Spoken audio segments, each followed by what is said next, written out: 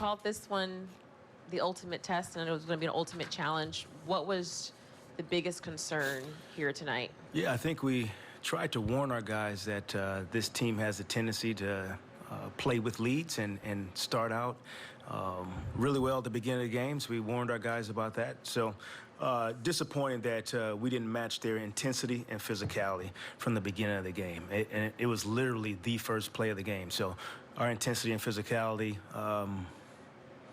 you give the credit to Pelicans for bringing the fight to us. You mentioned just the way that this Pelicans team set the tone. After that tone was set, what did you see from your guys and their inability to match it, like you mentioned? Yeah, for me, Megan, I think I did tell the group, but for me, it is how we responded. I was very concerned how we responded. We've been a team to be able to step up to challenges, and we didn't do a lot of things well tonight. We didn't shoot the basketball well. We didn't rebound the basketball well. We had no physicality tonight. And so when you have a list of items like that, you're not going to win a ball game. I mean, shooting in the NBA, though, comes and goes. Sometimes passes can be a little sloppy, but when there's a lack of a response, when they've been warned about something beforehand, I'm sure ad nauseum, and they don't really respond at all during the game. A, how concerning is that? And B, why do you think that message just wasn't getting through? It really is like a boxing match. When you get hit, how are you going to respond? And so we can't think that making shots is the response. That's the first piece of it.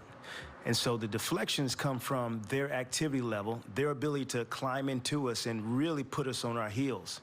And so, Brian, tons of balls that were deflected, tons of balls that they were able to get to faster than us. Now, they're longer, they're stronger, and so therein lies the will to get it done and the will to do your part and get outside of yourself. And if you're really desperate about winning, then you'll dive on the floor, you'll do it all. You'll get cuts and bruises, and you'll go home sore.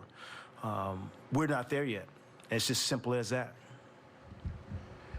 Jacque, you mentioned, obviously, three-point shooting the last few games from the opposing teams has been a problem. This team hit 10 in the first half, I guess. What was that more, of all the things, was that concerning just because it's letting a team that necessarily isn't their strength make that a strength tonight? Well, it's interesting, their ability to clog the paint, first of all, gave us opportunities to shoot threes. But I mean, I think you can take four guys and combine them, and they were 1 for 29. Whether that is CT, Royce, Spencer, and Doe, I don't think they're going to do that every night. I like some of the looks that we got. But overall, that's where the ability to be mentally strong, to move on to the next possession and not let the mixed shot affect your ability to get back in transition defense. And there's too many possessions where that is happening, where the priority isn't the defensive end of the floor, it is what's happening on the offensive end of the floor. And so when you don't find success offensively, then you get shaken a little bit. And that can't be what drives us as a team, because you're going to miss and make shots just like you said. I guess just to be clear, what I was asking was the Pelicans making threes, I guess, and just was it concerning that a team that doesn't make a lot of threes made as many, just to further compound things, I guess? I think for us, it's always going to be who's making the threes. All right, so going into this game, if Daniels and Nance, for example, are making threes and shooting threes, that's to our benefit, because we're taking a risk of helping off of Ingram and C.J. McCollum. But the start that C.J. McCollum had and the looks that he had from the beginning of the game means we weren't focused and concentrated on the guys that can hurt us from three.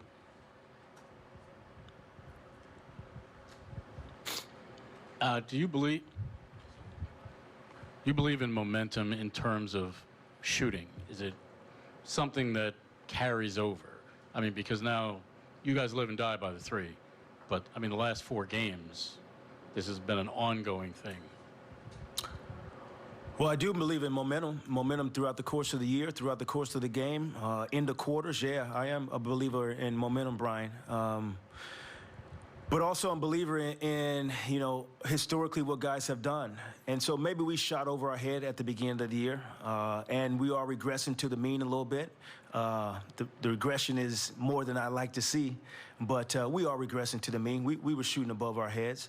Now, therein lies now the total challenge of when that ball doesn't go in, that you got to play both sides. Not football. You don't have an offense and the defense out there, so you got to play both sides. So that's the challenge for us. And right now, physically and mentally, we're not stepping up to that challenge. Jacque, you could see the guys' faces walking off the court and how frustrated they are with this one. What do you want to see from the guys as you guys now have to turn the page and play the Rockets tomorrow? Just how do you kind of build off of this, take this from, and then try to improve tomorrow night? Yeah, that was the challenge to the group is I do want to see who responds. I thought we had some physicality tonight with Dayron and Dennis. They brought us some juice tonight that we'll need tomorrow. And, as we get going, we'll get in a position where we'll keep rewarding that, the ability to play hard and the ability to play with physicality. You saw Dennis have to get some work done. Is he okay?